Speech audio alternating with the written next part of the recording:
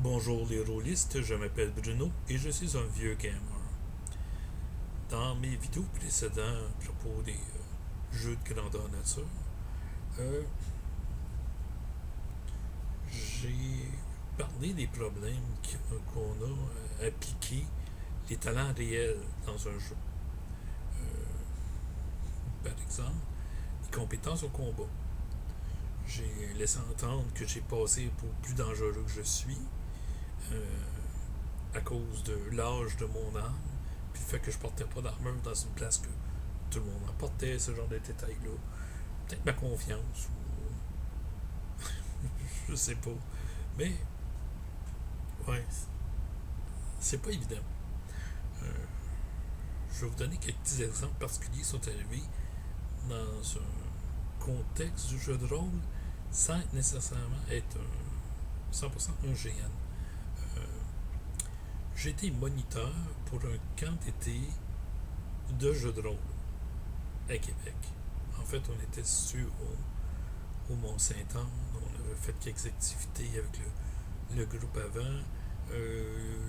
Les jeunes venaient d'une école spécialisée qui, certains avaient des problèmes. On l'a vu dans la création de personnages de certains, mais en tout cas. C'est avec l'équipe que j'étais que les situations sont apparues un petit peu. Ok. Un des autres animateurs, que j'appellerais Thomas, euh, était à Bicoline un des membres des Raccoons. Pour ceux qui connaissent Bicoline et les Raccoons, c'est pas un problème. Pour les autres, je vais vous le dire, euh, Bicoline a un sport qui s'appelle le Troll Ball. Ok. Le, ça se joue en guilde. C'est un peu comme du hockey avec une tête de troll qu'il faut mettre dans un bel. Ça se joue avec des épées. Les Raccoons sont une équipe de Troll Ball et une guilde, entre guillemets, dont le chef recrutait exclusivement les champions de Finlam qui n'étaient pas dans des guildes. C'était une autre compétition qui se passait. Les adversaires se battaient sans armure à l'épée, un contre un, dans un cercle. Le chef des Raccoons recrutait dans ce groupe-là. Si tu portais une queue de raton laveur, ça voulait dire que tu étais un raccoon et que tu avais été recruté par. Donc, tu avais été d'un champion de Finlam et tu jouais dans une équipe qui était pas mal tough à battre au trollball. Thomas, c'était ça. Nous autres, le camp de jeu de rôle, le soir, on faisait du jeu sur table. La journée, on faisait des activités de création de costumes, création d'armes, et même des petits exercices de. Bon, Thomas donne évidemment la formation de se battre à l'épée. Mais là, notre animateur en chef me met moi contre Thomas. Puis c'est là que ça devient bizarre. Ben, je m'en tire bien. J'ai jamais fait les Finlandes. Je me considère pas comme un grand combattant à l'épée. Mais Thomas m'a dit pourquoi tu compétitionnes pas, Bruno?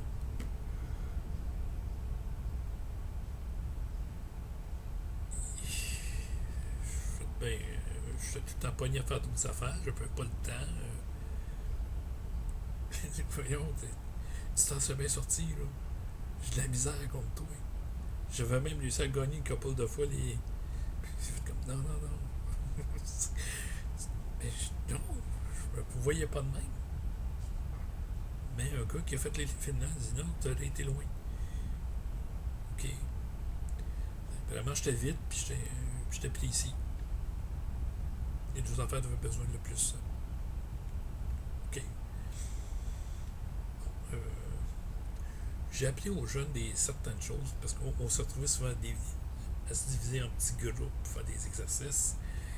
Et j'ai appelé à ma gang à apprivoiser le noir. Ça, des jeunes de la ville qui se retrouvent pour la première fois en forêt sont inquiets.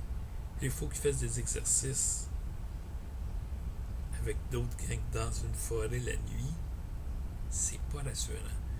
Mais moi, j'ai montré à ma gang que s'ils éteignaient leur lumière, puis ils attendaient, ils allaient voir. Puis mieux que ça, les autres n'allaient pas les voir. Puis ils ont compris très rapidement quand ils voyaient les deux autres gangs se promener dans la forêt. Puis les autres ne se faisaient pas remarquer du tout. Puis ils ne s'enfargeaient pas, ils ne se cognaient pas ses armes ou quoi que ce soit. Puis il n'y avait rien de dangereux. Ça, c'est mon expérience de scout qui m'a permis de faire ça. On avait fait quelques petites fins de semaine, mais là, on avait une grosse semaine de jeu. Puis là, surtout l'animateur en chef, il disait, ouais, tu te débrouilles bien, pis tout. Il m'a confié le groupe des plus jeunes. On avait peut-être en dessous d'une vingtaine de jeunes. Il m'a confié les 8 plus jeunes, les moins de 12 ans, alors que les autres allaient diviser en 2 groupes d'adolescents qui étaient plus grands, puis plus agressifs un petit peu.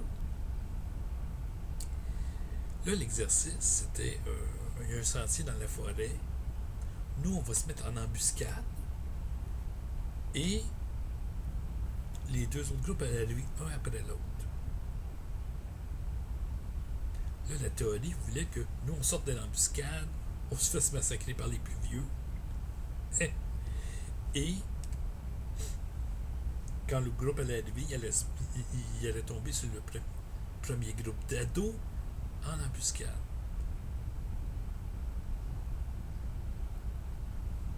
Puis là, les 2 groupes d'ados allaient se battre ensemble. C'est pas ça qui s'est passé.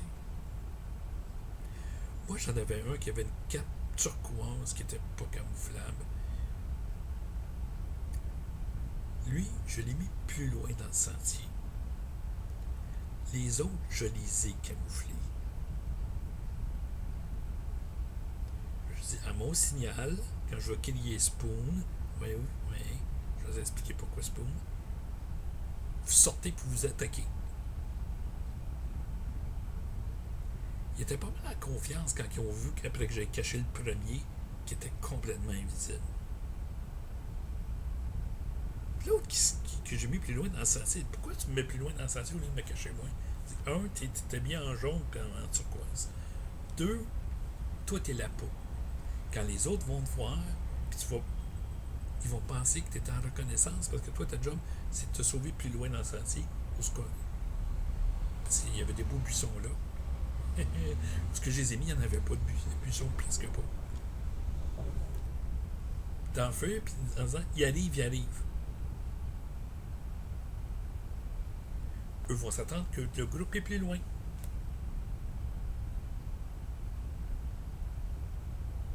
Puis c'est là qu'on attaque. OK. Le plan marche à la perfection. Premier groupe de doigts arrive. L'autre part en courant. Il arrive. Les autres regardent en avant. Puis essayent de. Viennent pour partir après. Je crie Spoon. Mes jeunes sortent en cercle complètement les ados qui ne s'attendaient pas tout à les voir. Puis en massacre. Les massacres. C'est. Ils se couchent à terre. Je cache les jeunes. Les autres m'ont vu comment j'avais fait. Là. On les cache toutes. Finalement, j'en ai juste un caché, camouflé tout seul. Le deuxième groupe arrive. On a comme 10 minutes d'intervalle en check. Puis il est annoncé avec un corps.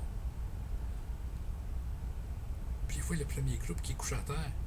Le premier groupe d'ados. Hein? Même affaire, la même pas, ça a marché une deuxième fois, même s'il y avait clairement les morts là.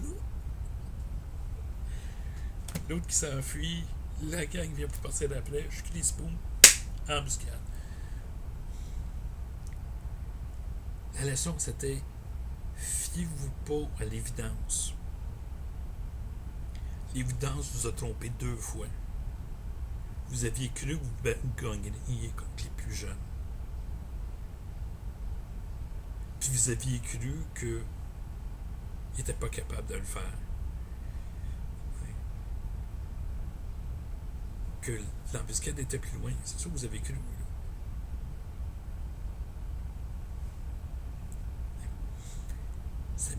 C'était un de mes meilleurs shots. C'était pas ça l'exercice, je sais. Mais ça a marché. Le premier groupe d'ados, là, quand il m'a vu comment est-ce que je camouflais les jeunes, puis il a fait comme ils sont invisibles! Mais c'est ça. C'est comme ça que tu camoufles du monde. Ouais. Mais là, s'ils font ça dans ce GN, là, parce que c'est un peu le seul but, c'est de leur apprendre à faire ça dans des GN. Là. Puis au complet, à quelle facilité et à quelle vitesse tu peux cacher quelqu'un dans le bois. C'est pas le même game, là.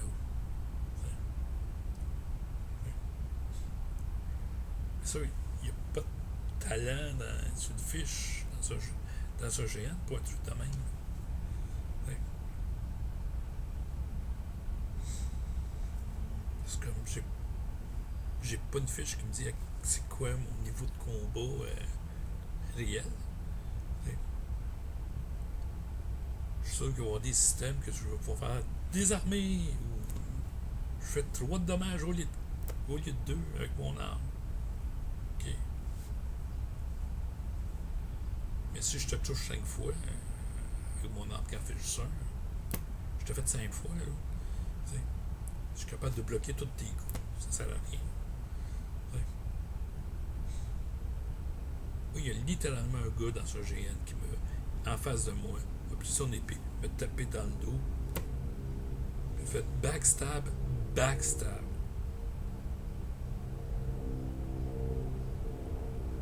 là, c'est assez, là.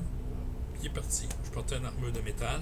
J'ai demandé aux autres, tu peux-tu faire backstab 2 fois si je vois le gars? J'ai fait non. Le premier n'a pas marché. Donc, il m'a fait 2 points de dommage. Ouais. J'ai dit que c'était assez, puis il est parti. Correct. Okay.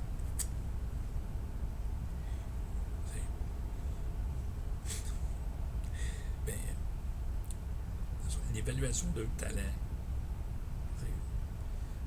C'est comment tu fais ça? Ben, moi, j'ai passé le test contre un gars des Raccoons, puis qui me dit ouais, tu devrais être en compétition, au moins. J'ai pris une gang de jeunes, puis je leur ai appris à ne pas avoir peur du noir, puis être capable de se camoufler. T'sais. Les points de stratégie les plus simples. Ben, ça, au bout du compte, ça se traduit en quelque chose quand même. Là.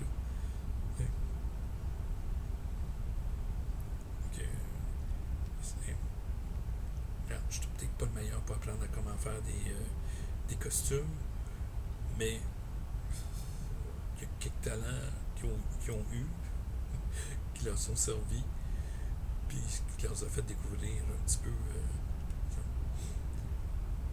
le fun de pouvoir faire ce grandeur nature en jouant. Ouais. Ces jeunes-là, maintenant, sont tout en âge d'être dans des événements, peut-être même d'en faire eux autres mêmes. C'est intéressant encore.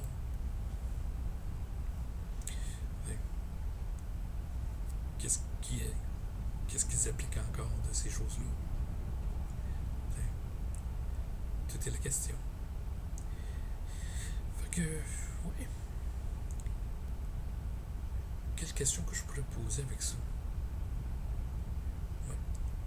Est-ce que vous avez appris des talents, je veux dire, réels à du monde dans des conditions de jeu de rôle? Même si c'est comment dessiner, dans n'importe quel jeu. Laissez-moi vous répondre dans la section commentaires, ça va me faire plaisir de les lire.